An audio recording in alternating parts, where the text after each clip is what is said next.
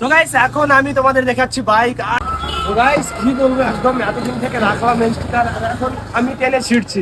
কি বলবো, এখানে লাগছে, এখানে মানে দিল্লে লাগছে একদম। হ্যালো ভিউয়ার্স, কেমন আছো সবাই? আশা করছি তোমরা সবাই ভালো আছো। আমি একদম সেই মস্ত আছি।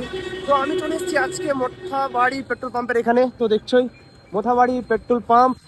আর এটা হচ্ছে আমার ব্ল্যাক বিউটি, মানে আমার R15 ভার্সন 4। আর এটা তো আমি গাইস, তোমরা চিনোই তোমার ভাইকে। তো আজকে কোথায় যাচ্ছি আমি তোমাদের এখন বলবো না। চলো রাস্তায় যেতে যেতে বলছি আমি কোথায় যাচ্ছি। আমি বসে আছি আমার বাইকে আর এখন রাইড করছে সোহেল। জায়গাটা কে কে চিনতে পারছো অবশ্যই কমেন্ট করে জানাও, এটা মোথাবাড়ির কোন জায়গা। আমরা বাইক চালাতে চালাতে চলে এসেছি ফাইনালি মোথাবাড়ির থানার এখানে। দেখছো এই মোথাবাড়ির থানা। গাইস তোমাদের কি বলবো, আজকে ধরছিল মোথাবাড়ি চৌরঙ্গির ওখানে বাইক। আর আজকে হেলমেট নিয়ে আসিনি, আর বাইক ধরছে। আর আজকে আমরা ঘুরে যাচ্ছি অনেক দূর দিয়ে, আর গ্রামের মধ্যে দিয়ে যাচ্ছি। তোমাদের কি বলবো, বাড়ি প্রত্যেক বোধ হয় একটা করে ডাম্পার হয়ে যাবে। দেখো বলতে না বলতে একদম দিয়ে ফেলে দিল। রাস্তায় যেতে যেতে কয়েকটা ভালোবাসার লোক পেলাম, খুব ভালো লাগলো। জিজ্ঞাসা করলো কি খাবো রেস্টটা, আমি বললাম ভালো। তোমাদের বলো পড়ছে ভালো। ব্যাস তাদের সঙ্গে কথা বলে একদম বেরিয়ে গেলাম।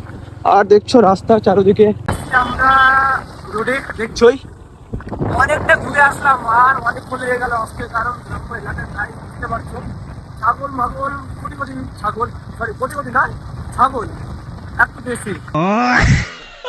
রাস্তায় যেতে যেতে আমাদের চোখে পড়লো মসজিদের গেটের মিনার। আর একটু রোদ্র উঠেছিল না, আর সেইখানটাই পড়ছিল, দেখতে একদম সেই মাশাআল্লাহ লাগছিল। আমি কোথায় যাবো তোমাদের বলেছিলাম, আমি যাচ্ছি এখন আমার বাইক মডিফাই করাতে।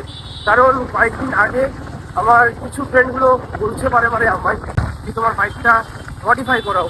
তাই আমি যাচ্ছি এখন বাইক মডিফাই করাতে। কি করছি আমার বাইকের সামনে দেখাচ্ছি।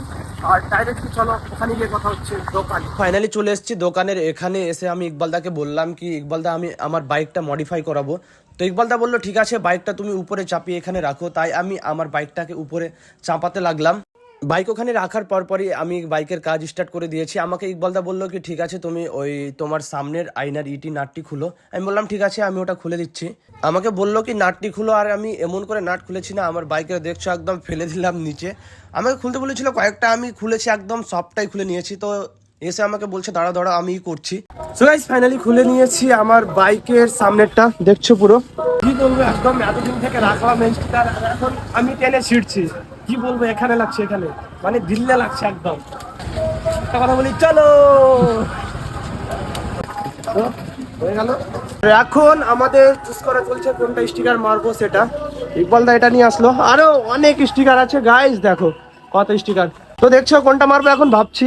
ইকবালদা কোনটা মারবো?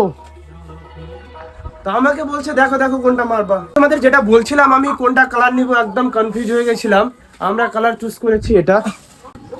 একদম এখন কাটিং এর কাজ চলছে, কাটা হলে একদম লাগিয়ে দেবো আমার ব্ল্যাক বিউটিতে। বেশ কিছুদিন আগে আমি আমার বাইক নিয়ে পড়েছিলাম, আর বাইক নিয়ে পড়ে না একদম এগুলো ভেঙে দিয়েছিলাম, দেখছো। তো এখানে কি স্টিকার লাগাবো সেটাও ভাবছি, আর ভাবতে ভাবতে ভেবে যাচ্ছি। 1 2 3 দেখো গাইস ফাইনালি কাজ স্টার্ট হয়ে গেছে আমার বাইকের। জানি না কিরকম লাগবে। এখানে চলছে স্টিকার কাটার কাজ, দেখতে পাচ্ছ কম্পিউটারে। আর আমি এখানে বসে একদম সেই লেভেলের মাস্তি করছি। যেটার জন্য এসেছিলাম একদম রেডি হয়ে গেছে। তো কি বলবো, একদম বাইক দেখতে না একদম সেই ধাসু লেভেলের লাগছে। আর মনটা অনেক হ্যাপি, কারণ আমি ভাবছিলাম কিরকম লাগবে দেখতে, ভাল লাগবে না কি লাগবে। তো মেরে না একদম সেই লেভেলের ওয়াও লাগছে, মানে সেই লাগছে আর কি। সো এখানে বাইক এখন আমি তোমাদের দেখাচ্ছি, বাইক তোমাদের দেখাচ্ছি 1 2 3। বাইকের লুক তোমাদের কিরকম লাগলো অবশ্যই তোমরা কমেন্ট করে জানাও। সো গাইস ভিডিও আজকের মতো এখানেই। অবশ্যই তোমরা একটা লাইক কমেন্ট করে পেজটাকে ফলো করে এবং ইউটিউব থেকে দেখলে অবশ্যই সাবস্ক্রাইব করে বেল আইকনে ঘন্টি বাজিয়ে দিও। তো টাটা বাই বাই, দেখা হবে আরো অন্য ভিডিও। টাটা।